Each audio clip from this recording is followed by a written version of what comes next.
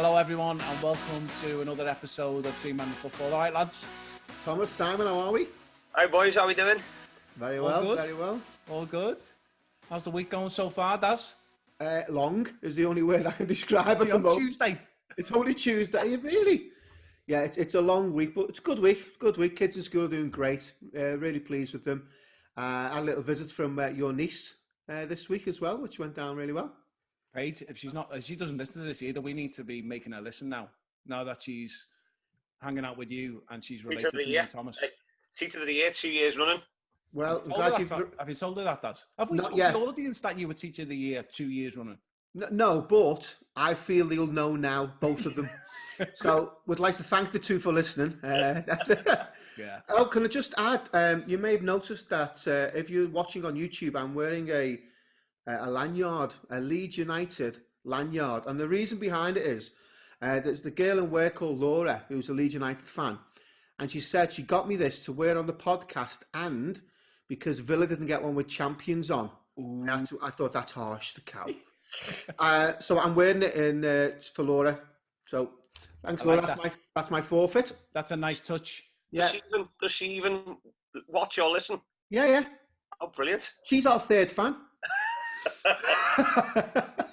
So let's go back to why you're Teacher of the Year 2 years running, Darren. Because I went to Shanghai and brought COVID back over here, so I could actually win it again. Teacher of the Year. Has there been a second vote, or you've just given yourself because you've carried it over into years? I carried it over because I felt I had to. The special offers I get in Aldi, honestly. There's nothing wrong with that, Daz. That's it. I carried it over. And fingers crossed we're not doing it again next year, so I might get the hat-trick. Maybe it stops forever. I felt embarrassed going to get the award, though, in the shop myself. I had to get it engraved. Buy your own trophy. Buy my own trophy, yeah. To be fair, Thomas has been doing that all his life. He's that crap of footy. Hey, that was a bit low. To be fair... I've had a great weekend, boys. And obviously, the football's gone great. South Liverpool had a smashing win on Saturday. 5-2 win against MCL over in Kirby on the Simmons Wood. And then, obviously, Liverpool last night. Magic. So I've had 2 good days. I had a beer on Saturday night until I got kicked out at 10. It was great. So good all round, and hopefully same again through the week. Looking good. Nice. Okay, all right. So today we thought we'd kick things off again with the comments from listeners. We enjoyed this last year, and it gave me an opportunity to give you two some crap. We'll ease our way in this time, but just know that it's coming. This is my time to get back at you two idiots. Okay, so the first one is, I like the analysis, gents. Defo going to subscribe. Do you do analysis of the upcoming games? And that was from, and I think this is obviously not his real name, Rain Check. Nice. RAYNE Check. Nice. On YouTube. He's a new listener. He or she actually is a new listener. Like the analysis and is going to subscribe, which is good. The next one comes from Lucy, who I work with. Great to have you back. I'm with Thomas regarding Chelsea. So that was from your first week rant about Chelsea. Get in. And I love Lucy. She's great. Also, she really likes the Wall of Hate. In fact, she sent me an email today in work and she commented on the Thomas Morris Wall of Hate, which is hilarious. Nice touch. And then the next one comes from Dean Booth. Boss episode and made up the Wall of Hate is back. That little weasel, Dennis Wise, is well worthy of going on it. Can't wait for the next one. And then he asks us a question. What would you rather have, Bobby Firmino with his current stats or a 20-goal-a-season player? And that's in reference back to Joey Holmes's comment before the last podcast. He said, I think Firmino is a hell of a player and he's the glue that sticks it all together. But for me, I'd rather have the goals. But I'm a blue, so what do I think? That was from Dean Booth. We'll actually talk about Bobby Firmino a little bit later because we've been talking about it offline quite a bit. And we'll go into that later on. And then the last one comes from, I can't quite spot the name. It says, can you give us the results of last season's football forecast? Oh, yeah, it's from Simon and Thomas. I can. And the answer's no. So as listeners may have realised, Darren finished last in the football. No. I finished third. I get bronze. That's a technicality, Daz. Gosh, Simon, What happened to your arm? No, yeah.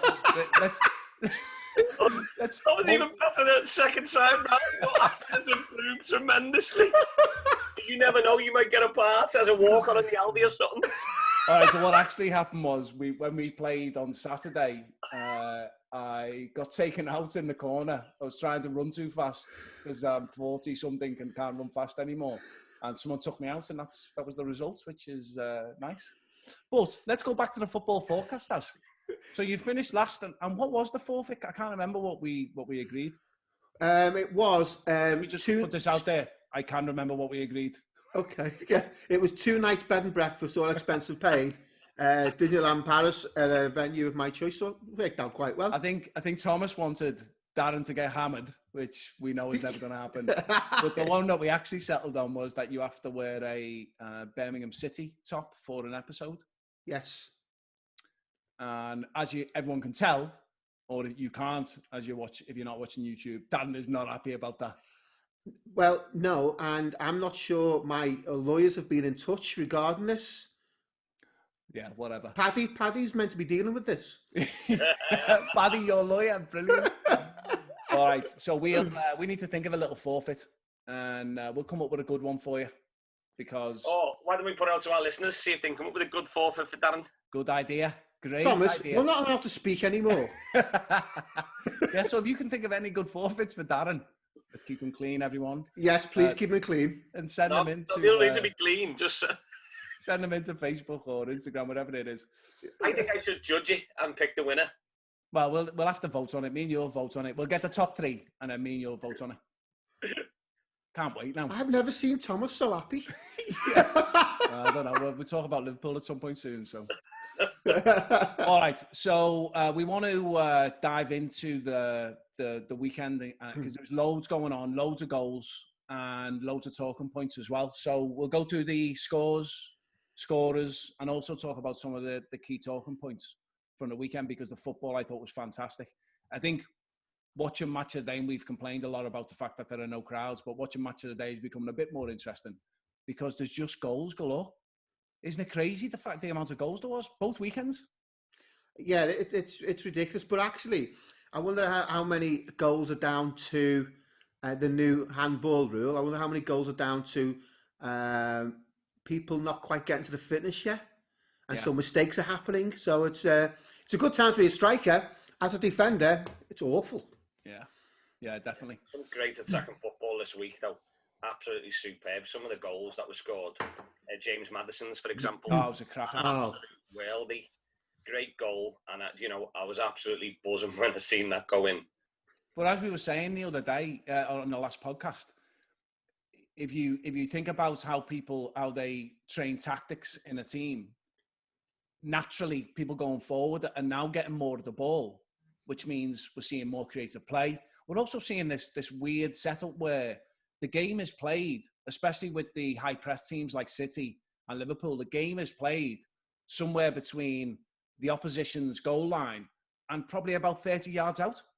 And even when they're pressing to about 30 yards out, and then they're just passing the ball back and forth. Even when City were getting beat by Leicester, they were just pinging the ball around the edge of the area for ages. Lots of passes, but not really getting anywhere because all that Leicester were doing was filling the box and then getting them on the counter. Yeah, and I think we're going to talk in more detail about certain games as we go through. But I look at some of the high press and I look at some of the high lines. And Villa-Fulham game, in particular, Fulham continued to play a little high line. And it was just inviting people to run into the channels. And it's almost like they're not good enough to play that high line as well. Well, let's go into the games because we'll get them as we go. So the first one on Saturday was Brighton Man United, and United won 3-2. So how did United win that game? Well, God knows. Mopé scored, Solly March scored, and then Dunk scored an own goal. Rashford scored a cracker, and then Fernandes scored the penalty, which was the handball towards the end of the game. And they were absolutely getting battered. I switched it off for a while. I didn't even see Rashford's goal or Dunk's own goal because I just switched it off because they looked absolutely useless, United. And then obviously they get the very late goal. Yeah, I just look at United and I can't see a team. I don't see a team at the moment. They're talking about getting rid of James as well. James is possibly going to on loan somewhere.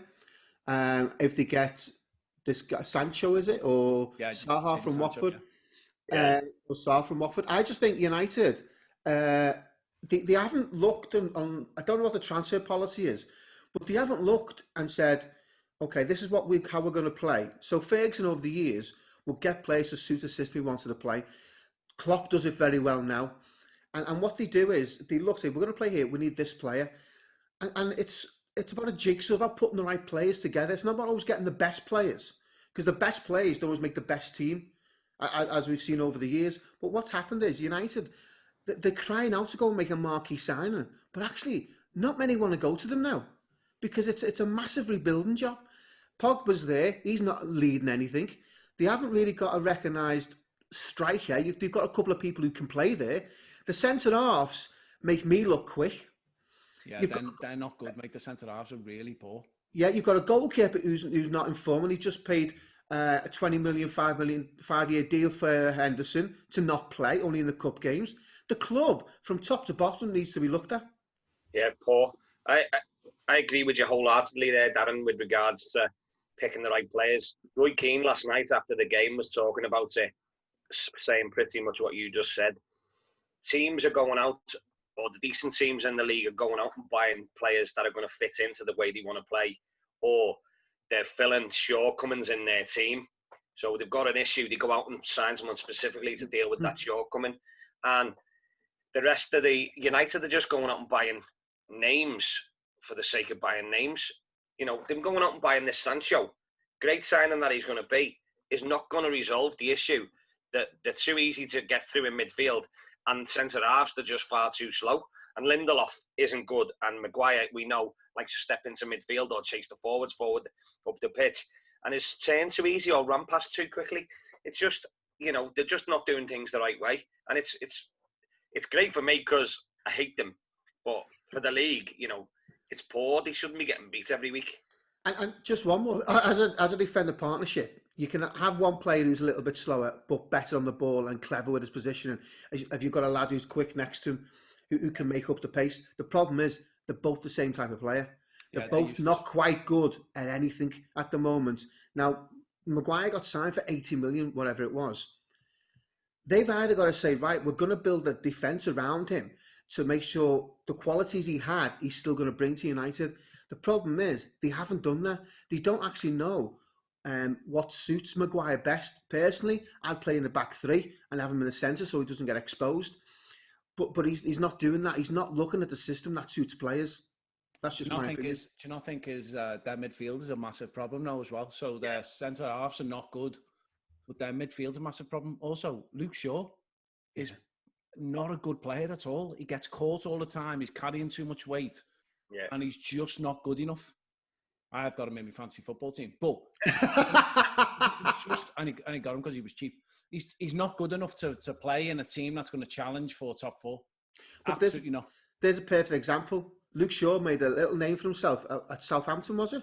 Yeah. Years ago, they bought him. And it was like almost like whoever's the media darling at the time, they go out and buy to please someone. You know, and I just think that's not a way to run a club. Either Solskjaer has the final say on who they bring in, or do you need to look at who's making these transfers, who's making these policies? But could you tell me what their intended formation is? So, you know, if you look at Liverpool, City, the top teams are building towards a formation, are building towards a way of playing. Can you tell me what formation United are building towards? Because I can't see it. Yeah. It doesn't make any sense. It doesn't. No. It's not like they're trying to bring in a backup for a particular position because they want to play a particular formation. It seems to be a little bit haphazard. So I've talked in the podcast before about an identity. So Liverpool have an identity. City have an identity. You know, these clubs, you know what you get when you go to them. If you play for them, you know what's expected. United, for 20 years, had an identity. They've lost their identity. And no one, I don't think who's top draw, wants to go there at the moment. Arsenal are starting to have an identity. Arteta's done something quite good there. Yeah. And you know, people can see the project. There's no project at United. It just seems to be very haphazard and see what happens. I agree, but I mean, they sneaked the win after that one. I mean, God knows how, but they sneaked the win. The next game was another interesting one. Was Crystal Palace Everton. So Everton beat them 2-1. Koyate scored for Crystal Palace. Calvert-Lewin scored again for Everton, and I've watched that goal a couple of times. That is a quality goal. If you look at the way they work it, they look like a different team. And then Richarlison scores, obviously, to get his. But I thought, again, Everton looked great away from home at Crystal Palace. That's a good win. Definitely a good win. Definitely. It was a tight result. The 2-1 was a tight result. But no one was really impressed. I know we spoke about Calvert-Lewin the other day, but his desire to get on the end of that was something that he's really improved on over compared to last season or the previous seasons. His desire to get on the end of that ball and put it away. And he missed a bit of a sitter. I don't know if it was before or after that in the game. And I thought, do you know what? Is his head going to drop? And it didn't. And he, you know, his desire to get on the end of it was superb. But the same as what we were saying last week, he's got him scoring one-touch finishes. So he's getting him into the positions where he's either in or around the 6-yard box. So he's scoring goals. That's exactly where you need him. And then you can let Richarlison and Rodriguez do the work around the area. Keep him in the box. It's funny because Ancelotti has gone in there and he's had so many months to sort what he wants to get out of it. Not long, to be fair. No, not at all. But actually, Everton are starting to get an identity. Absolutely. And that's the difference. You look at United. Solskjaer's been there, 18 months? I don't know. Possibly. And 18 months. Maybe 18 months. Ancelotti's come in, been there 6 to 9 months, possibly. And suddenly it's like, there's my problem. That's how I'm going to fix it. Go and get me them players. But the key with him now is going to be the depth, isn't it? Bringing in alternatives for his big players. So his main midfield lineup is really strong. And I don't just mean the midfield. I mean Rodriguez and Richarlison in front of them as well. But what happens if they drop out? That's the bit where I worry with Everton. But I think they know that. And I think the issue is January when it comes, he'll go out and get 2 or 3 more players. And so at the moment, Everton, I think, have got a very strong 11, possibly 12, you would argue. After that, they've got 1 or 2 decent players, but not enough quality to come in if the top players get injured. But I think Ancelotti over the next 2, maybe 3 transfer windows, and if they keep giving them the money and they keep being successful in what they're doing, he'll get them a squad of 16 to 18 good players. Yeah, it's going to take time. But just on that, Darren. Yeah. Just with regards to them signing players, you're right that the first 11's getting quite decent, but they must be really tight on the financial fair play now because the amount of money that they've spent and how much wages they've got paying out for what the money that they're bringing into the club. I think it's going to be a case of they're going to have to start shifting some of the dead wood, like Theo Walcott and the ones that are on the outskirts of the team that are on really big money, to free up a bit of wage space for the financial fair play before they can bring players in. I don't think money's an issue. I think that Megaphone, the guy that used to own part of Arsenal, Usmanov, he's quietly moving things along in the background at Everton and is putting a lot of money in behind the scenes. So I don't think money's ever going to be an issue for that club in the coming years. But I think until they start improving the money that they bring in to the club commercially and also shift some of them massive wages on, I think, they might struggle to improve the squad massively unless, like I say, they start shipping players out. Yeah, I don't think that will be a problem, no, because what we were saying is the players are not good enough that are around the outskirts of that kind of core team. So I don't think they'll have a problem making that room. Maybe the challenge is going to be making the room quickly. Yeah, I think time is important to them, but I think in the next 3 to 5 years, Everton are probably going to have a plan. The plan is to build a stadium that will attract more commercial business, which will attract better players. Yeah. And you can see them almost saying, well, let's get through 5 years, and in 5 years' time, let's see where we're at. We'll have a new stadium. Hopefully, we'll have better players. They might have won something in between those 5 years, and they can build on that. And I think that's quite exciting. And you've got a world-class manager. If they can keep him around, then it makes a real difference. And before we leave Everton, what about the Everton fans getting that 1984 or 86, was it, song to number 1 in the iTunes chart? It's even better. They're top 3 in the iTunes charts, and they are top of the iTunes movie chart. Oh, are they as well? The Howard's movie? Way. Oh, brilliant. Yeah. Brilliant. How crazy is that? That Howard's Way is an excellent film, by the way. Yeah, I really seen it good. Years ago. I haven't seen it. Brilliant. I haven't seen it. I mean, I don't know whether we could release a single. I don't know if that's an option, boys. Imagine how bad that'd be. Hey, you know, in the day. Thomas can sing, you can act. Yeah. I think can mime. That's it. That's all we need. Simon, you can do maybe shadow puppets or something. Yeah, or mime. Yeah. Well, that's have a boy band name. Maybe the Facebook group can have a boy band name for us. What are you doing? Stop it. That's only, he's only saying that because he actually always wanted to be in a boy band. I was putting blinds up in Darren's once, and he's got spandex, not like Mr. Motivator leotards hanging up in his wardrobe. Why am I not surprised? You looked in the wrong wardrobe. Were you, Miles? They were compression tights for when I'm. Keep telling yourself that. Yeah. All right, so let's get back to the football quick. Yeah, because we've come a long way. Oh, stop it. So next is West Brom Chelsea, which was a cracker of a game, 3-3 in the end. Chelsea getting beat 3-0. Robinson scored 2, Bartley got 1, and then Mount, Hudson-Odoi, and Abraham scored to get them back into it. And it finished 3-3. They were getting absolutely battered. And they did a really good job to come back, and they pinned West Brom back. West Brom definitely deserved more out of the game, but it was great for Chelsea to come back. Sorry, Darren, go on. I was going to say, I thought West Brom took the goals very well. Very, very clean, very nice, good finishes. Chelsea in the first half didn't know what to do. They lacked a little bit of leadership. They lacked, going back to my identity and stuff, it's like they didn't know formation. It didn't suit them. The players they bought don't really know what's expected of them at the moment, I don't think. And I think they struggled massively. And Lampard's struggling to get that message across. They've invested heavily. And he and Abramovich, I suppose, were expecting more of them to start the season. If they looked at their fixture list, they'd be thinking, we've got a good start here. Yeah, they wanted 9 points out of them 3 games, didn't they? Yeah. I was looking at Thiago Silva. I was expecting him to come in, such a vast experience defender, played in some of the biggest games in world football, and he just didn't look on it at all. He didn't look on it, and he got caught out for one of the goals. And I just thought overall, they made him captain in his first game, and I was just a little bit disappointed. I know he's a quality player and he needs to find his feet, and I'm not going to slate him and say he's not suited to the Premiership yet, but it wasn't a great start for him. Yeah, he didn't look good at all. But I mean, that might just be, first couple of games, getting used to the pace. It's very different.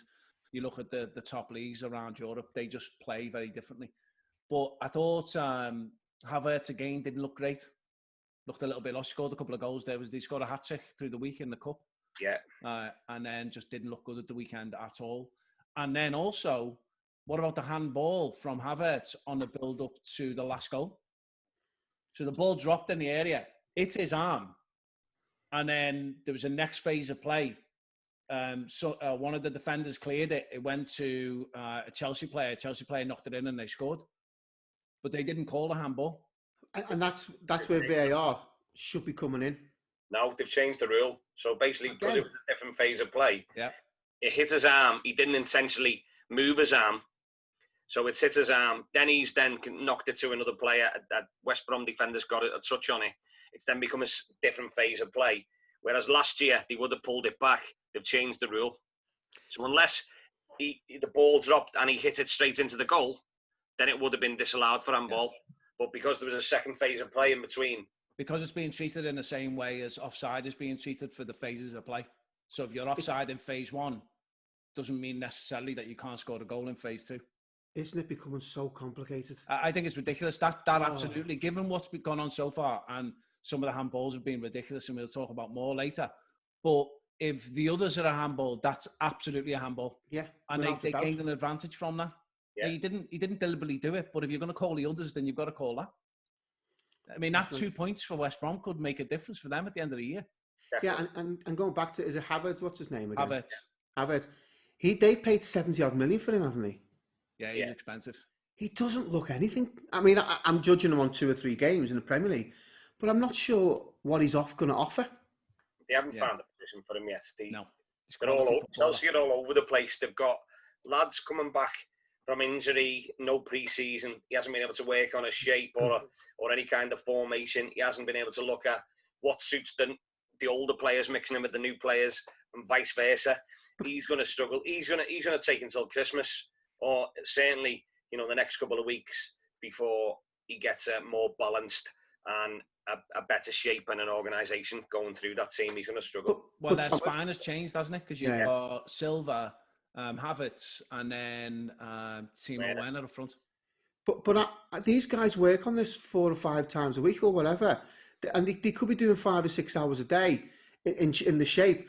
These are professionals. They don't do 5 or 6 hours a day. Kidding me? 2 hours max, and half of that's eating.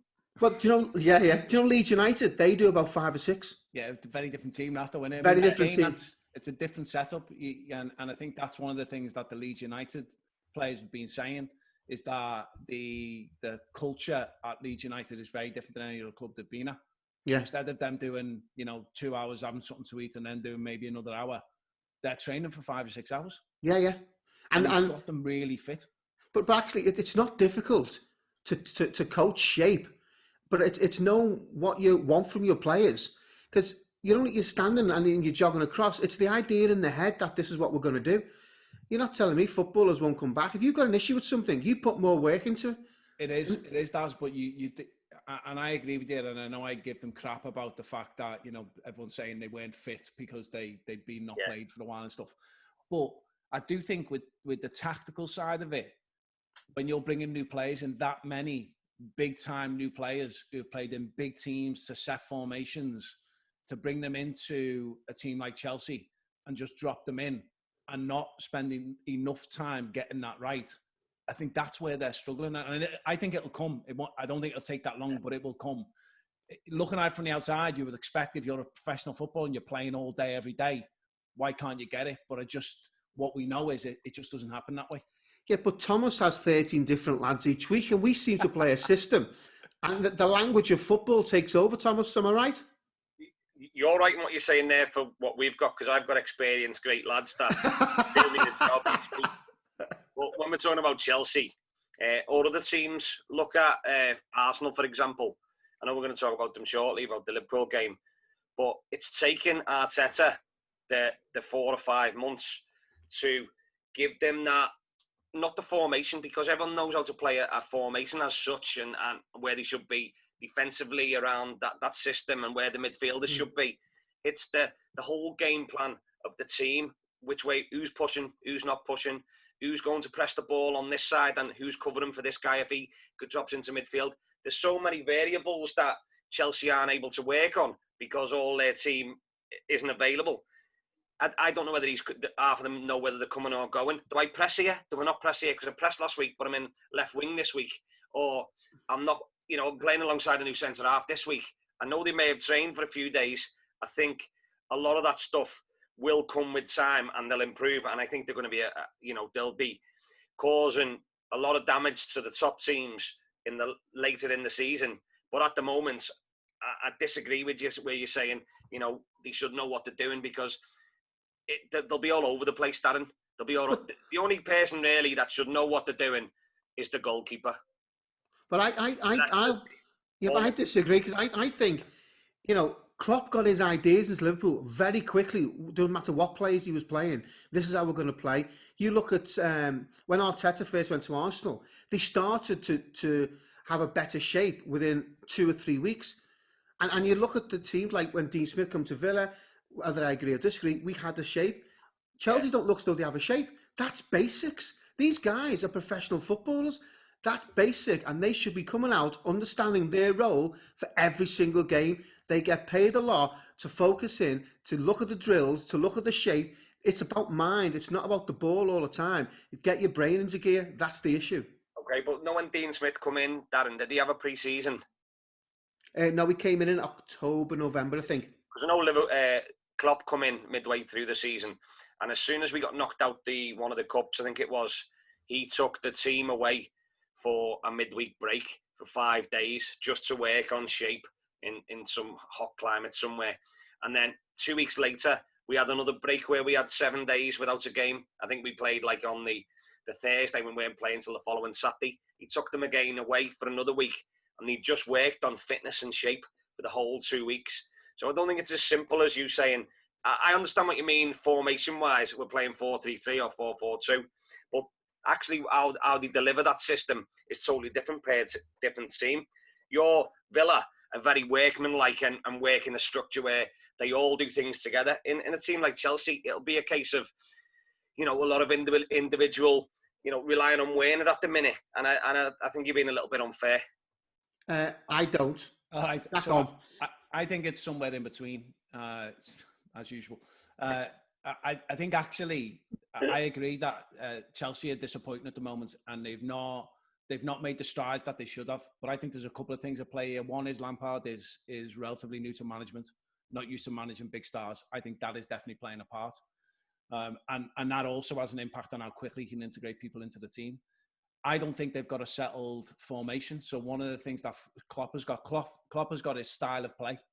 And then it's about how the players fit into his style of play. So it's not about what players have we got and that dictates the style of play, which is what I think Lampard is doing. Lampard is letting the players dictate the style of play instead of the style of play dictating what you do with the players.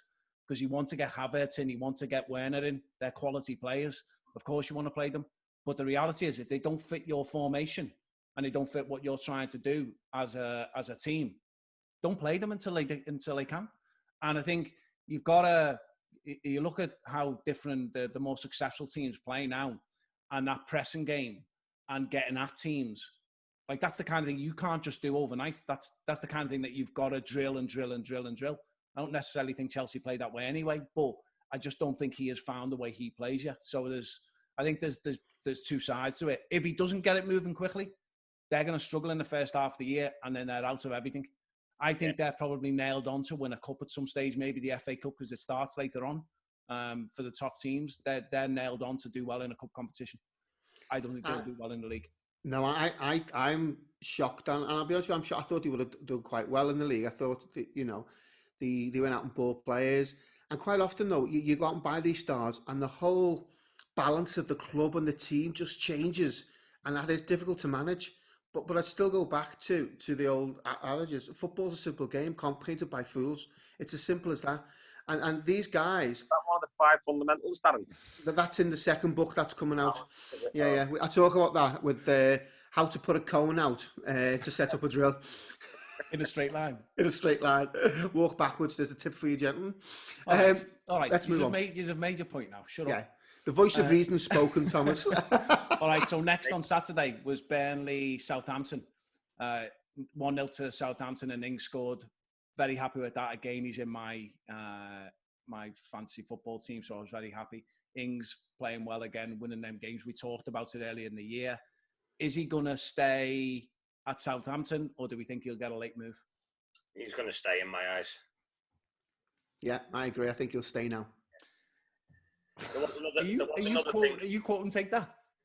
He's 17, isn't it? Yeah. Darren, I will quit this podcast if you start singing. Seriously.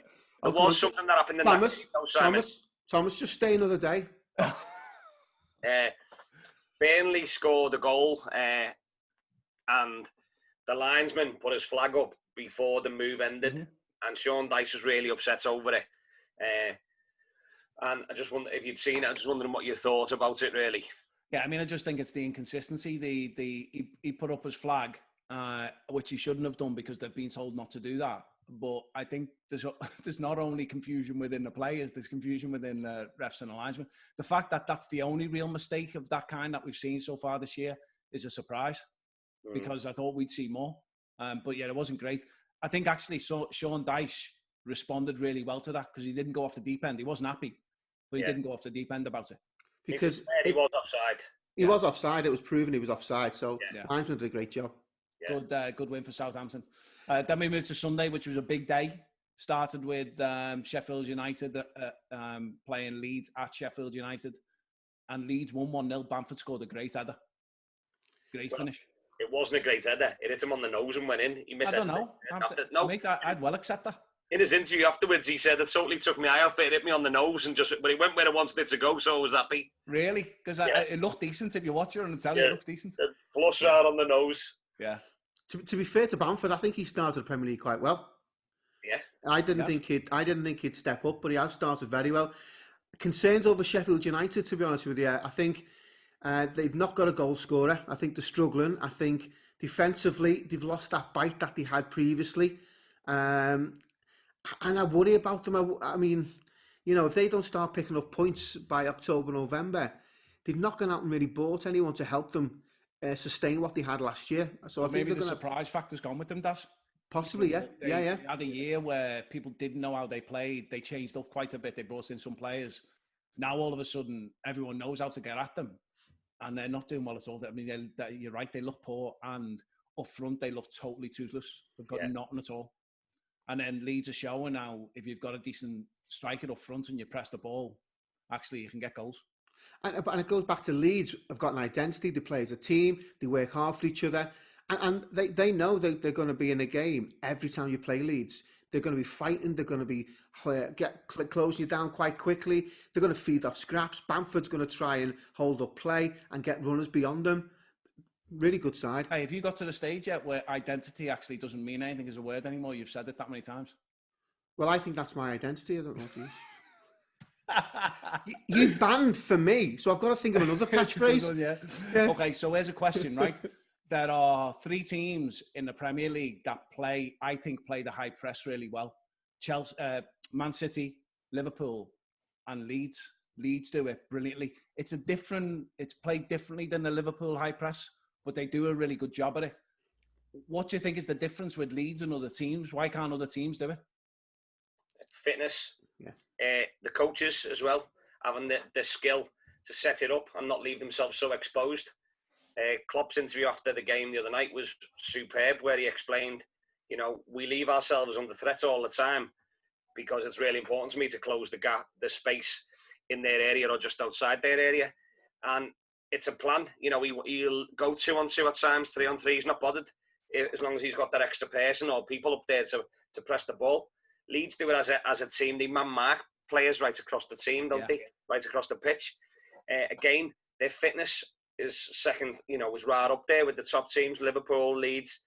They just work harder than the rest of the other teams around them. Yeah. And they close the space. And as soon as they lose the ball, they make it really, really difficult for other teams to expose any gaps that they've left.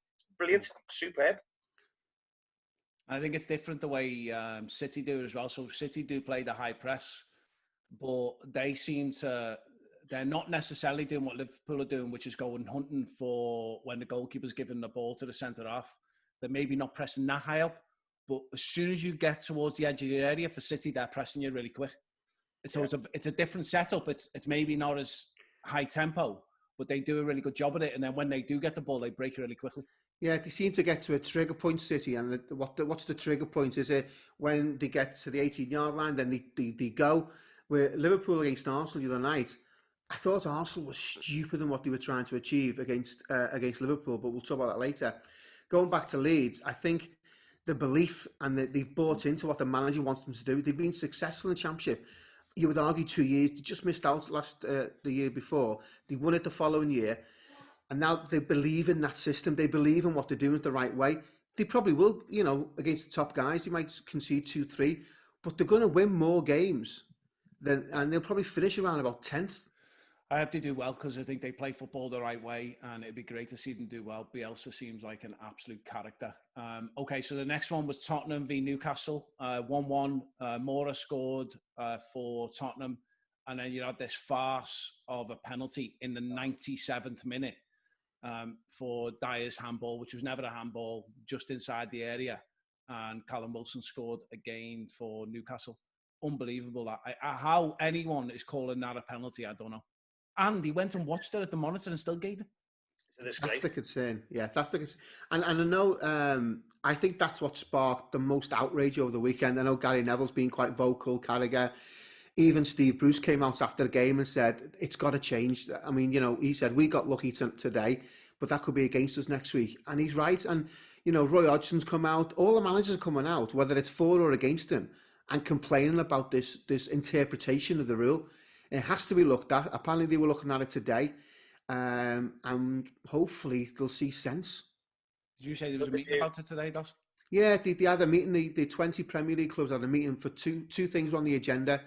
One was how they can support the Football League clubs, and 2 was the handball interpretation of the new rule. And it is that interpretation that they're looking at, and they want the referees to take more ownership of it, of that law or the change of law, and to just really think about it before they start giving these penalties, which everyone can see is stupid, but it's ruining the game for me. So the 3 penalties that were controversial over the weekend was the Crystal Palace Everton one. Did you see that? Richarlison's, yeah. See, now he got it twice. He got it about 5 minutes before on the hand as well, and the referee looked at it and said, no, it's not a penalty. And then it was virtually the same again 5 minutes later.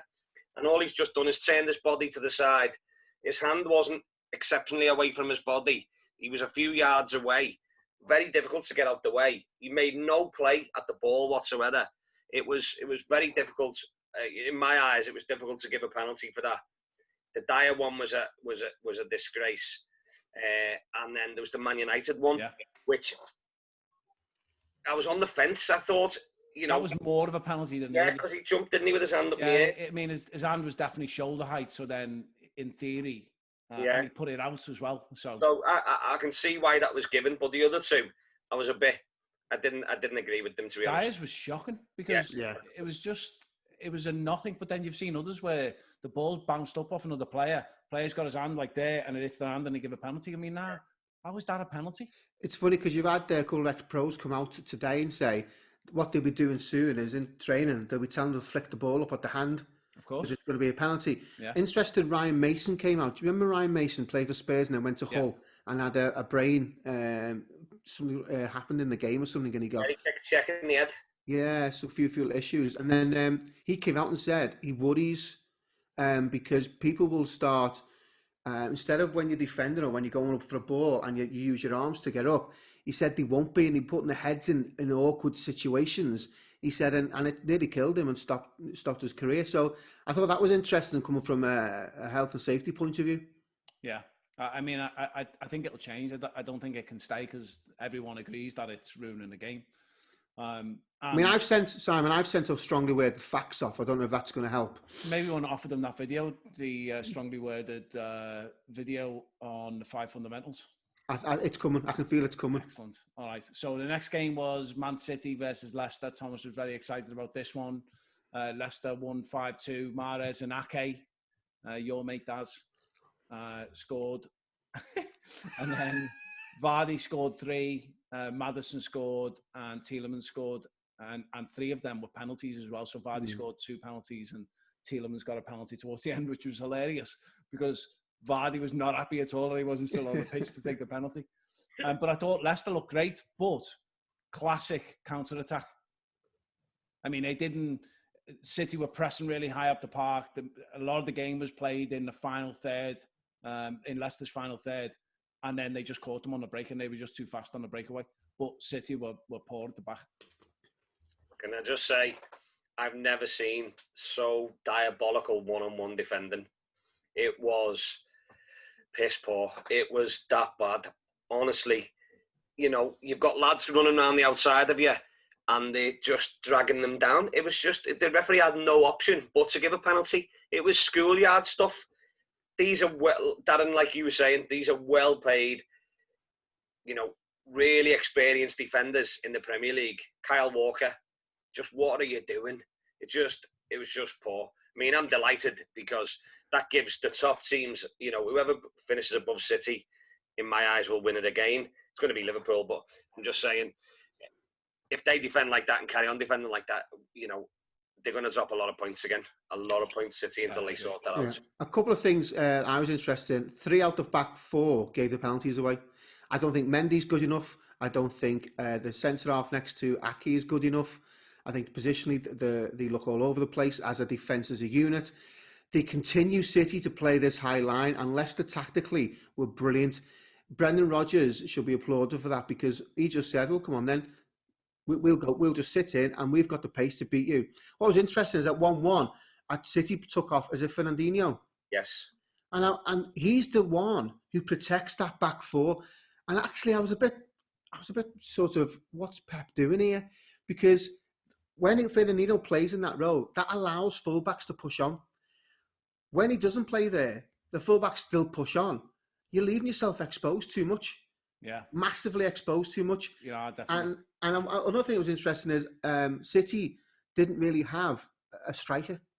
Because they haven't, he's injured. Jesus. That's what I'm saying. And I'm thinking, City have Pep spent something like 400 million or whatever it is. 400 million on defenders.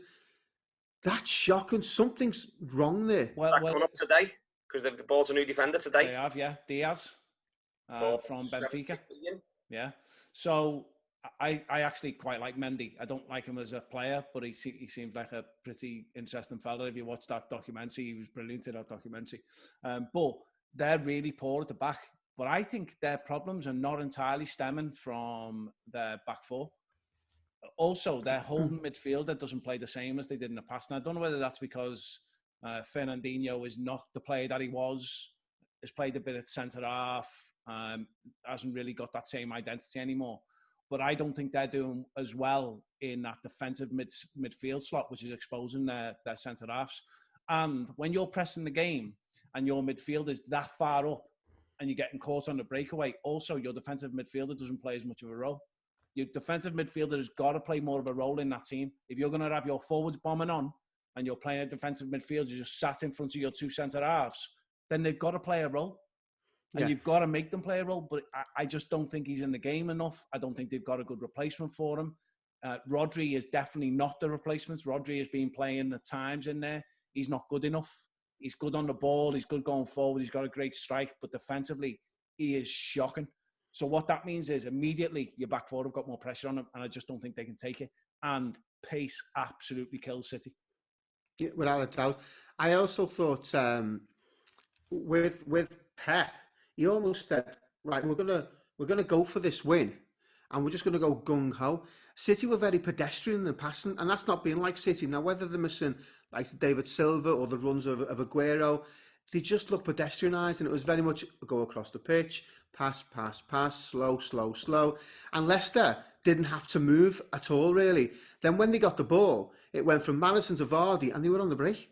It was quite a simple game Leicester had, but City didn't have an answer for it.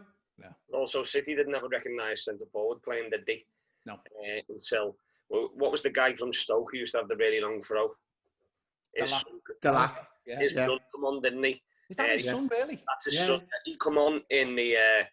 he scored in the League Cup win the other night, and he come on and made his Premier League debut.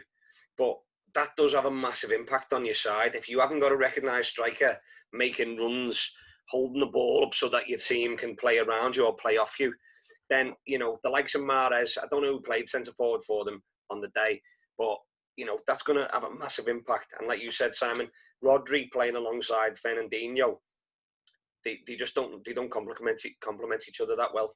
No, I think if you look at that entire team, Mahrez actually, that goal he scored was a whopper. Yeah. But that entire team just doesn't look at the races at the moment either. A good mate of ours, Paddy O'Hanlon, has been screaming for a long time about Guardiola being a fraud. I think he calls him Fraudiola or something. Yeah. He's convinced that actually he's not a great coach. I don't know whether I entirely buy into that, but there's evidence there to say that he's not great at getting teams out of sticky situations, because every team he's had has been one of the best teams in the world. Yeah. So I think there's some truth in the fact that he struggles. And last night or Sunday was a great example of where he needs to change things up, and he needs to play without a centre forward, change the formation up a bit and get more out of it, and he just couldn't do it. Disappointing. Yeah, I just feel... I'm obviously very happy about it. Yeah, it was interesting because someone said to me, Guardiola never stays more than 3 years or 4 years at a club or something along those lines. And you can almost see why. You almost think he inherits something, goes with it for 2, 3, 4 years, and then suddenly, okay, I need to move on to another project. But is it because he almost gets, I don't know, sort of restrained and he can't do anything else with the team, with the club? But maybe it is the tactical issue. You don't know. I mean, he spent 400 million on defenders. There's something wrong there. That's not right. And you know, we all teams have spent a lot of money on players. So the bigger teams spend a lot of money on bringing the players in, as Thomas said before, to fill the gaps. I don't think that's what Guardiola's done. He's just gone out and bought big name centre-halves, big name defenders but do they fit their formation? Can they play the game they want to play the way they want to play the game? I just don't know. Again, is that an identity thing, Daz? Well, it was funny because they put a stat up on Sky Sports News, because we do research into this show, and they were saying the best partnerships Guardiola's ever had, he's inherited. No. And then when they've split up for either age or what have you, he's never really replaced them. Yeah. I mean, I could solve City's defensive problems quite easily. I'd bring John McGrattan in at left back. I'd play Steve Harrison centre half with Aki, and I'd put Stuart Morris right back. Done. Let's move on. Just for those who don't know, Darren has just named 3 of the 4 defenders that played on Saturday for South Liverpool. Didn't name himself. I like what you've done there, Daz, and I like the fact that you've left Ake in there after you. He needs 4 more goals. He needs 4 more goals, and then I'm going to drop him. All right. So last game on Sunday was West Ham v Wolves, who are Thomas's pick for an outside chance of a place somewhere in the top 6, top 7, and West Ham beat them 4-0. You set that up beautifully. Bowen scored 2. Jimenez scored an Oggy, didn't he? And Haller. I actually think West Ham played really well, but Wolves were terrible. And what's his name? The manager. How'd you say his name? Thomas. How'd you say his name? Wolves manager. Yeah, boss. Yeah. Espirito dos Santos, is it? He just came out and said, there was one incident that he wasn't happy with, but that wasn't what it was about. They just didn't play well on the day. And to know who has really impressed me, and it started towards the end of last year, is the big guy they've got up front, West Ham. He was really good on Sunday night. What's his name? Big, strong guy. Antonio. Antonio, yeah. Antonio. Yeah. Absolutely superb. He just does the basic stuff right. He gets his ass in the way. He's really strong. He turns defenders with ease at times, and he gets his shots off, and he gets loads of power in his shots. I think he's been a little bit of an unsung hero for West Ham, and I even though I've got them for going down, because I think the squad's not good enough. If they lose him, they will really struggle. But he's really impressed me, and he was my player of the weekend. Really, I thought he did really well. Bowen was excellent, and his goals were superb. His movement superb. But I really like Antonio. Great weekend he had, and the Hammers will be having a happy time this week, thinking out needing them 3 points. And maybe it was because David Moyes wasn't there. Al Gollum face wasn't there, upsetting them. One of your favourite people. Yeah. They had Stuart Pearce up in the stand, and he was communicating to Alan Irvine, and I thought, Stuart Pearce up? I didn't even know he's at West Ham. No. Is he assistant manager or something? He's been defensive manager, hasn't he? I think he's the defensive coach. City should get him. Yeah. How funny would that be when he used to be the manager, remember that? Oh my God, yeah. All right, so then we moved to Monday and our teams played. So Daz's first game was Fulham versus Villa, and the mighty Villa won 3-0, and Grealish scored. That was a decent goal as well. Great goal. McGinn, great pass, great run by Grealish. Great because we started well, and we haven't always started well in games. I think we've had 2 cup games and a league game, and then we played on Monday nights, obviously. And we started well in those games, and that's massive for Villa, because quite often we've just sat back for the first 20 minutes, seen how the game goes, and then try and do something. But we started quite positive. I thought Fulham's defence was shocking. I thought there's no shape there. They're playing a high line when they shouldn't be playing a high line. People are dropping in. It's very jagged at times. No protection from the midfield. And they made Villa look like a decent side. Mings' goal in the second half. Fulham, you want to come out, as Fulham, you want to say, right, let's keep it tight for 10, 15 minutes and let's see where we're at. Within 5 minutes, they were 3-0 down. Yeah. And that was because the free kick came in, and they've almost invited the ball into that, ready for this, the corridor of doubt. Oh, nice. Hey, you like that, yeah? Where the keeper doesn't know whether to come, the defence has pushed up too high, and Mings just got his foot in the way and finished it. Yeah. It's just a simple training ground goal. But do you think that's one of the things that I noticed was I think that as a team, that's the best defensive performance I've seen from Villa yet. Yeah. For a long time. And obviously Fulham are not a great team, and we've got them potentially going down this year, but they've got Mitrovic up front, who's a decent player, and he puts you under pressure. And he had a couple of half chances, but the reason they were half chances was Villa were getting bodies in the way. So when he was getting those headers that he'd normally put away, you were getting someone in the way. I thought Mings did really well. The whole back four did. Taggart did well as well. I thought they played really well right across the back. Also, I think their midfield, or your midfield, defended well for them as well, which then meant that you had some ability on the break to get at Fulham. I think Konza has been outstanding the last couple of games, and he's a good partnership for Mings, because where Mings sometimes gets on the ball and he tries to do things that I don't think are quite right, Konza's just a solid basic centre half, and I love that about him. He marked Mitrovic very well. We've got this new guy, Cash, at right back. Did well. Lots of energy, gets up and down the wing. Taggart, I think, is a decent left back. I wouldn't say he was brilliant, but he's decent. He offers us something. The big difference, I think, is the goalkeeper gives us confidence. I know they scored one that was ruled out for a free kick, but actually he made a save in the second half. Top draw, pushed it onto the bar, and it went over. Great save. But really funny, the commentary on that. I can't remember who it was. Alan Smith. He might have just got a touch on that. He didn't get a touch on it. He pushed it onto the bar. He got a good hand. Yeah. And I just think, Villa, we've started well. We've got 6 points, where last year we would have got beat by Sheffield United, and we would have probably drew against Fulham. So that's the positives, and that only breeds confidence. And there's certain games that you think, if we can pinch a point here, great. Like the one coming up at the weekend, I'm not expecting us to do anything. But if we can pinch something in the big games, great. If you can't, that's fine. You've got to beat those teams that are going to be around where you are. My prediction for Villa is, if we can finish 14th to 10th, we've had a good season. Yeah, they did well. It was good. I'm not going to lie, I didn't watch it then. I completely forgot it was on. There's that many games on starting at all different times. I didn't have a clue it was on. And it was only that I seen a text message off Simon to say, great goal. And then by the time I stuck it on, it wasn't worth watching. So I didn't bother. Just on that, it's always worth watching, Thomas. Yeah, when it's Villa, yeah.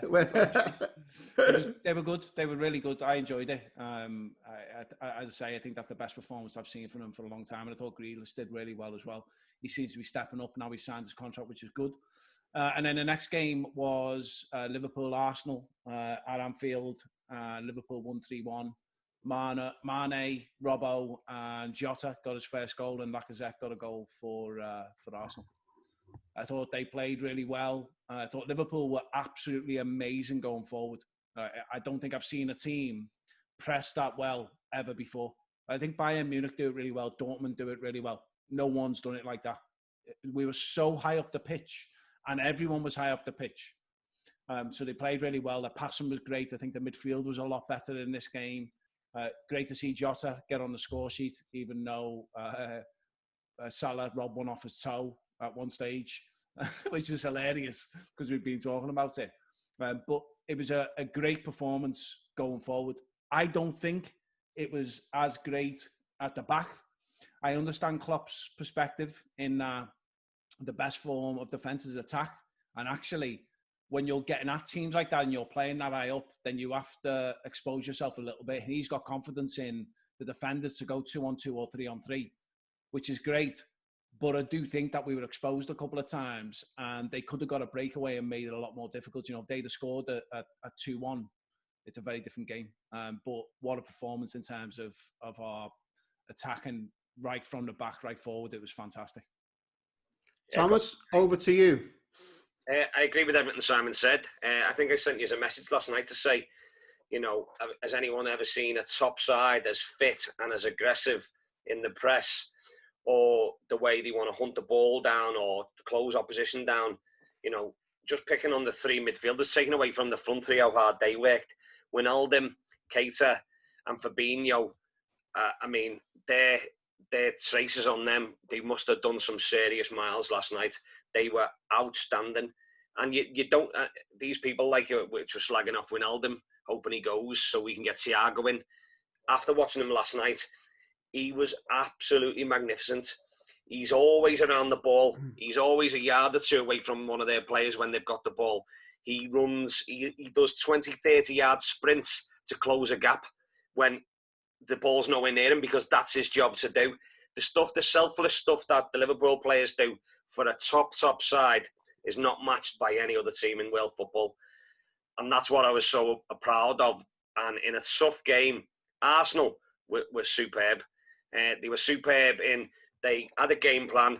They really pushed for it. And second half, they had the opportunities to score, bring the game a lot closer than what it was, or even pinch a draw to a point. But Liverpool were just relentless. And for only the third game of the season, it's absolutely ominous for the rest of the league if that's the way we're starting at the beginning. Because once we really get in our stride, I don't think a lot of teams are going to really struggle against us. We were outstanding last night. I was delighted. So, Thomas, what are you trying to say? I felt Liverpool at the back was sloppy, if I want to use that word. Roy Keane. No, listen, sloppy. Listen, look, at the moment, I think I like watching Liverpool. I like watching how they play. I think they're brilliant going forward. I think they play the press very well as a team. The problem I had was Arsenal were trying to play through them, and the two midfield players weren't showing to get the ball, which meant people like is it Rob Holding on the right centre half? He wasn't good enough to play the pass out that they needed to play, and Liverpool was setting a trap on him to play it to him and then squeeze it, and he was the weak link, and they were doing it very, very well. I've never seen really Keita play that well. I thought he had a great game last night. I'm a massive Wijnaldum fan. I think he's excellent, but I do think Liverpool continue to play this high line. Then they've got to make sure they stop the supply coming through to make that pass, because Arsenal could have got it to 2-2. Whether Liverpool would have just kept going and got it 3 or 4 goals, then that's fine. But if Klopp wants to play that way, and it's risk and reward, if you're willing to risk it, you're going to get the reward somewhere else. It's how much of a risk it's going to take. That's the way. When you've got Alisson in goal, who plays high anyway, he's going to be your sweeper keeper. And I think you can do that. And Klopp's, again, that they've all bought into this. It looked like Trent was back on form yesterday. I was impressed with Robinson. The first goal, he just got his feet in a mess and he took it. But then he was so determined to get that goal in. And Liverpool are a team that went on form. I'm going to put this on the podcast, that are unmatched in football. And I think as a football fan, it's great to see them. As a Villa fan, I hate it. Yeah, I think you're right, Dan. I think your analysis is spot on. The only thing that nothing worried me last night much at all, because I actually think you're going to get caught like that when you press. So you've got to accept that. Yeah. The one thing that did worry me, and it always worried me, we talked about it before, is that ball, that crossfield ball over Trent's head. I think you're right. Trent was much better yesterday than he's been. Great going forward. I think his crossing was unbelievable yesterday. First time crosses, really difficult to do. But he still gets caught in behind. Now, again, I think we accept that is the case. And what happens is Gomez drifts over. What you've got to look out for is Gomez getting caught drifting over. And if you watch their goal, what happens is we press really high. They get lucky with a bit of a pass, and someone stretches and passes it inside. But 2 players go to 1 man. Fabinho and Keita go to the same man, and the pass goes past them, and then we're down at the back. That's where you're going to get caught out. But it sounds like what Klopp is saying is, we'll accept the fact that we'll get caught out, and we'll go 2-on-2, or even go 3-on-2 at times, because we're confident in our defence and our keeper and the players getting back. What he's got to do is he's got to continue to work on the tactical piece at the back, because that will get better. Same as every other team, they'll get better as they go through the year. If we get better at the back, God help people, because going forward, there is no one that's living with us. You think we're at a point now where you're confident no matter what happens, we'll score more goals than the opposition. Yeah, they're just doing so well going forward, and you look like they're going to score every time. Well, just picking up on you're talking about Trent. I thought that right-hand side of Liverpool last night was superb. So Aubameyang was playing on that side. Yeah. And I was, your heart's in your mouth half the time thinking, right, is he going to get a run on Trent or is he going to get a run on Gomez? They didn't offer him the opportunity to do it once in the game. It was Lacazette right through the middle. We were a bit slack. I mean, Trent did play them on for his opportunity, but Aubameyang didn't get that space, didn't get the opportunity to run in behind once in the game. I can't remember him doing it once where our team or our shape or midfield had missed him or Trent had missed him. I just thought that was absolutely superb. And then another point I just wanted to pick up on was something that I seen on Twitter today, and also the little bit of praise that Arteta got for Arsenal to say, you know, and bringing Darren's word into it, an identity and how they set up and how they tried to play. I thought Arsenal were very good last night. If it would have been Arsenal of last year, we would have beat them 6. We would have got 6 there yesterday. Yeah, my issue. Just let me say it. So he's come in and he's got an identity, and they're playing in a certain way, and it's great, and you can see the players have bought into it, and Arsenal are going to improve. What Arteta's got to do, and which the top sides will do, and like they'll say, you know, when they were talking after the game, well, Klopp's had 5 years to build this team, which he has, but every 6 months since Klopp arrived, Liverpool have made a massive leap forward. Every 6 months. If you go back to when he very first started, we were useless. Rodgers got the sack. He got us to European Cup final that first year. The second year, he got us to a final. We never won. The third year, he got us to a final and our overall game. Every 6 months, there was a massive increase in the play. And that was down to signing players. And then we signed our better players a couple of years in. But also the tactics and buying into his way of playing and then fitting the right players into that formation. And if Arteta does that and we see jumps like that, you know, we should see a rapid progression of Arsenal and, again, what we all want to see, a more competitive top 10 instead of the top 4. Yeah. You know, and that's what I think, you know, people have got to take on board. Yeah, I totally agree. There's 2 things, I think, for Arsenal. When they're trying to play themselves out, the players are too close to each other. And so what that means is Liverpool did it brilliantly. Instead of having to run 20 yards, they're running 10. And so the player on the ball hasn't got the time. And those 5 to 10 yard passes are great in midfield when you're trying to create something. But at the back, people put under pressure. And generally, I mean, I'm speaking on behalf of myself here, defenders don't have that good a touch compared to some of the strikers and midfield players. Like Holding, they were saying to go on, play it, and they played it to him, they squeeze it, and he was panicking, kicking it anywhere. The other issue I have is I think Arteta knows he needs to go out and get 2 midfield players, centre midfield players, who can actually carry the ball and can go and get the ball and take them from their own 20 to 30 yards into the next phase of the game. And I think he'll do that in the next transfer window. It's being good in the transitions. That's key for Arsenal. They're not good in the transitions at all. They're not good at transition from defence into midfield. And then also, what do they do with that to transition into the forwards? And what they end up doing is relying on that ball over the top to Aubameyang or to Lacazette. And that isn't going to work all the time, especially when you're playing against decent teams. I actually thought, even though defensively we were a little bit exposed yesterday, I think defensively Liverpool played well in terms of stopping Arsenal playing when they did get put under pressure, which was good. Got 2 additional things for you. Firstly, Mane's elbow. What are your thoughts? Red card or yellow card? Never a red card. He went to push the player off. It hit him in the top of the shoulder, and because of the way the angle of the player running towards him, it just skidded off the shoulder and the face. So, yellow card was appropriate. Dad? I don't like to see players get sent off, so red card all day. So I was worried at first because when I seen the replay, because his elbow caught him, I thought there's a chance. I didn't think, once you watched it a couple of times, it was clear what you said, Thomas. He's gone to push him off.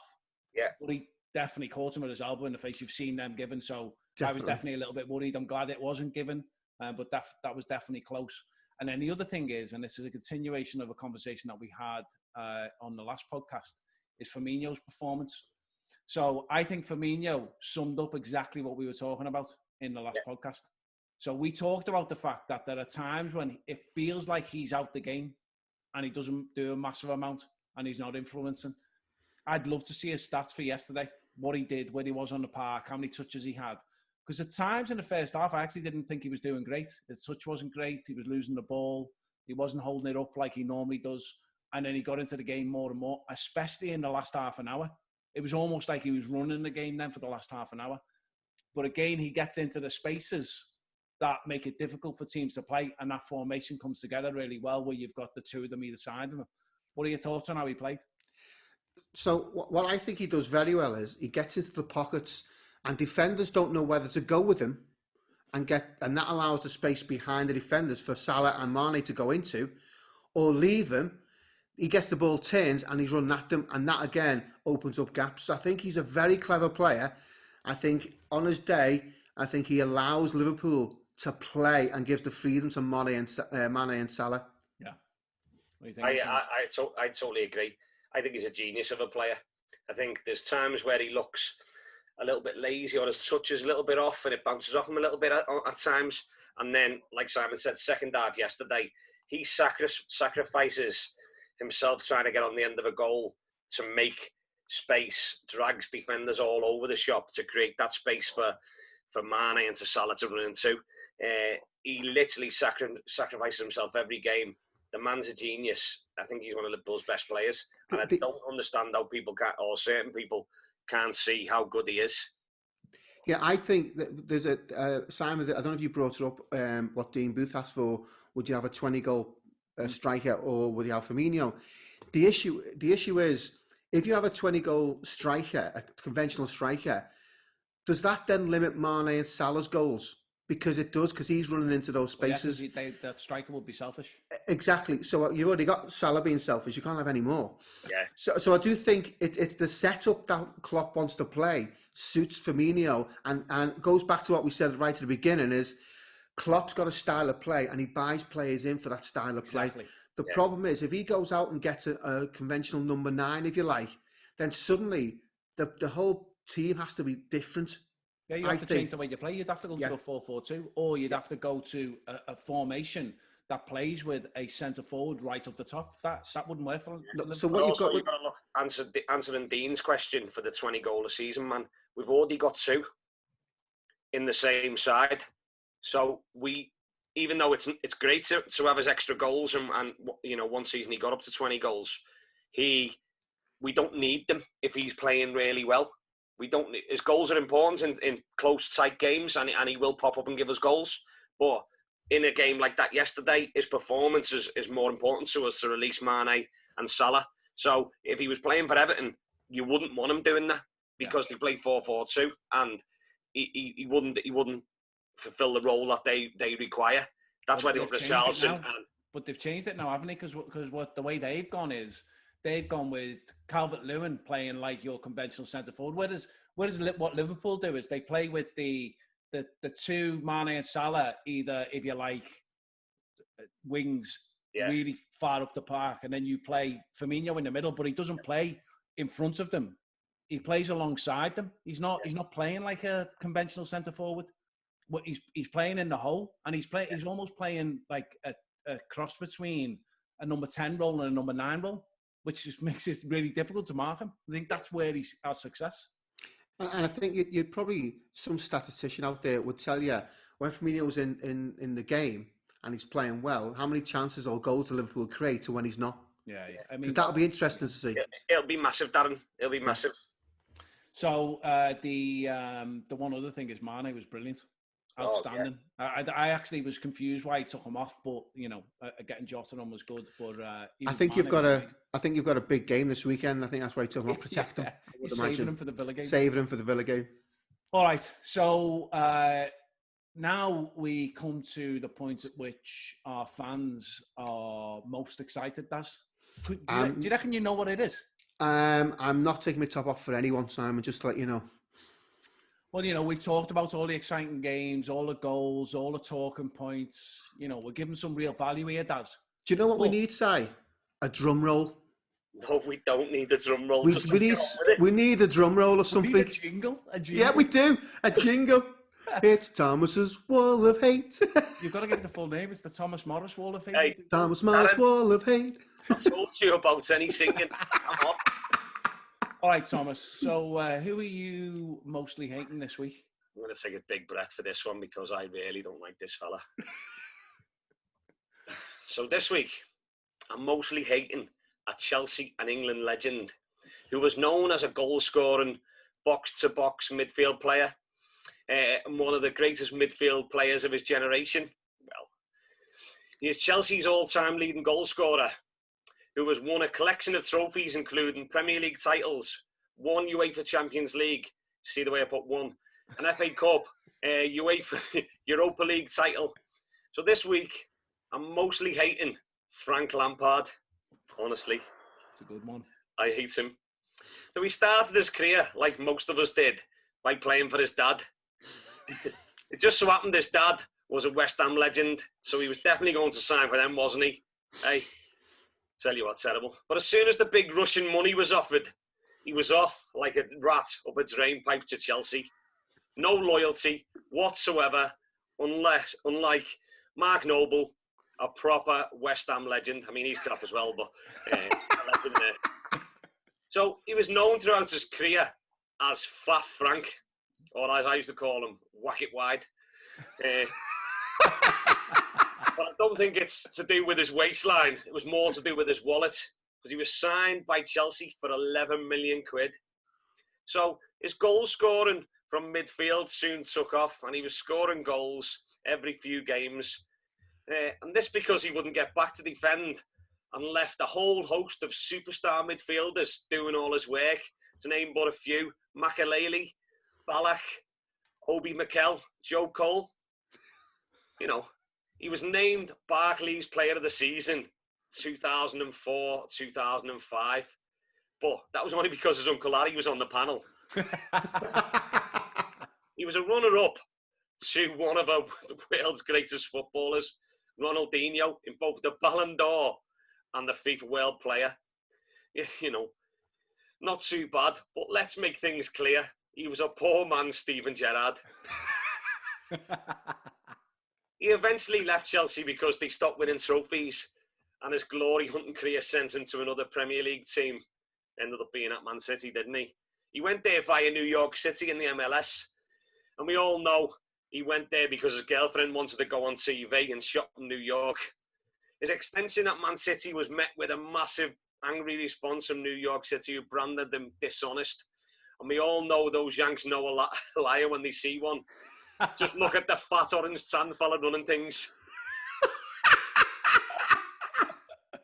Of course, for England, it didn't quite work out, as managers couldn't find a way to play him and the complete footballer, Steven Gerrard, together in the same team.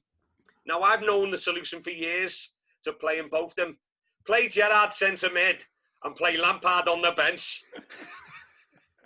And the real reason why I put him on the wall of hate is because he tried to give it to the Liverpool messiah himself, Mr. Jurgen Klopp, on the touchline at a recent game when we won the title. All you bitter fans out there will remember that one. And his recent post-game press conference against Liverpool, where he said, if Liverpool hadn't scored two and we would have scored the pen, we would have took something out the game. It's just like me saying, no, if your auntie had balls, she would be your uncle. You got smashed. End of. Frank, you're a muppet. Fat Frank, whack it wide. You're on me wall of hate. Take that. Well done. That's genius. We played the disclaimer now. I was going to say, yeah, we got one to put up, say. Yeah. That was brilliant. He is definitely on people's top 5 hated footballers, though. He is really annoying, isn't he? Yeah. The problem with him is, the other night. yeah, the problem with him, he's now gone to Chelsea and he almost suits them. He does, doesn't he? Do you know what I mean? It's like, well, he's always suited being there. I mean, I was going to say something really bad, then I can't say that. yeah, no, don't. It's a family show. Oh, God. I was nearly getting it then. Yeah. He's not, obviously, great footballer, did a great job for Chelsea. I think he was our biggest problem at England, though. Yeah. Definitely, because it meant that Gerrard then had to play out of position. I just don't get it. I just, again, you know, it comes down to the media, doesn't it? Sometimes we were pushing the agendas. Yeah. And England managers have to be stronger. Every day, Scholes and Gerrard should have been centre mid. Oh, that midfield. Oof. Zidane would have told you that that's the best midfield in the world. And he'd probably been right. Absolutely. All right, well, listen, we need to bring this to an end because we've been going forever, as usual. So what have we got on this week, Thomas? Who are we playing at the weekend? Villa. No, we were week playing. We're playing Garston away. Garston at home on the hub at Jericho Lane. A bit later than normal kickoff, 3:30. It was fantastic having your dad down there on Saturday, Darren. And something that I hadn't tried before, I had a cup of Oxo. I tell you what, listen, look. He brought it over to me. He said, yeah, manager, come here. I've got a present for you. Get your lapping chops around these. You could be the second son he always wanted. Yeah. Thomas will be better than Darren. To be honest, we've clicked. Hey, we've clicked. Yeah. Practical advice was superb. And he's also very good. What do you think about this, Jeff? I agree with you because you said it, but you're wrong. Do this. Welcome to my world. Brilliant having Sean there as well. What a great guy. Sean McCusker is our #1 fan. I love it. Superb. Some of his shouts were amazing. Loved it. But he's brilliant. He made loads of noise on the line. The best bit though was when we're winning. It's coming to the end of the game, and he shouts on at the ref, and then says, "Surely it's time for the whistle." Blows his own whistle, and then the ref blows the whistle. All the players are looking around, going, "What's going on?" Well, it was half time, and he shouted on, "Hey, bollocks!" Then the time's gone. And I said to him, "Sean, you can't play injury time, you know." And he went, "All right then." He's brilliant. I love him. He's definitely a good addition. We need to get him out for a beer as well. I think that would be fun. Oh, yeah. Guys, I can't be arrested. I'm a teacher. Well, you can. But it depends what we make you do for your forfeit. So don't forget, everyone, if you've got any ideas for forfeits, put them up on Facebook for us. That'd be useful. And, you know, he's not he will win an outfit if you really want him to. So, you know, let's get it up there. All right. So, Daz, final thoughts? Final thoughts. Premier League's back. Lots of goals, which is great. Hopefully they'll sort out this handball situation pretty soon so we can go back to some normality. And hopefully, you know what, I want to see people in the ground soon. I think the Football League need it, but we have to also think about the safety of people. Well, the latest is that we could be going into another local lockdown in Liverpool wide. So the reality is I don't think we're seeing any of that anytime soon. Thomas, final thoughts? Got none. Darren just took it off me. I love the fact that you had one. Yeah, I had one. It was the stupid handball thing, and he took it straight off me. Yeah. Well, hopefully they've come up with something at this Premier League meeting. But if it's anything like our government's dealing with COVID, you never know what you're going to get. They'll probably make it worse. They'll maybe put the Premier League teams on lockdown. Hey, Darren, my final thought was, Darren, I've got a quick final thought. Simon said before we started, I'll just make sure we don't go on too long and keep it short today. It didn't work. I don't know why I bother.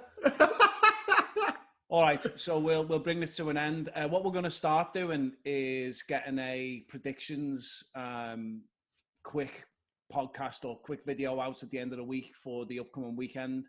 We'll do our first one this week. Look out for that. Visit the website at www.threemeninfootball.com. We'll put the audio and the video on there, and you've also got the blogs that we created. Maybe we'll do some more soon of them as well. Visit us on Facebook, Instagram, Twitter, YouTube. You know where to find us. Follow us, give us your feedback, and we'll see you on the next one. Thanks, lads. Take care. Cheers.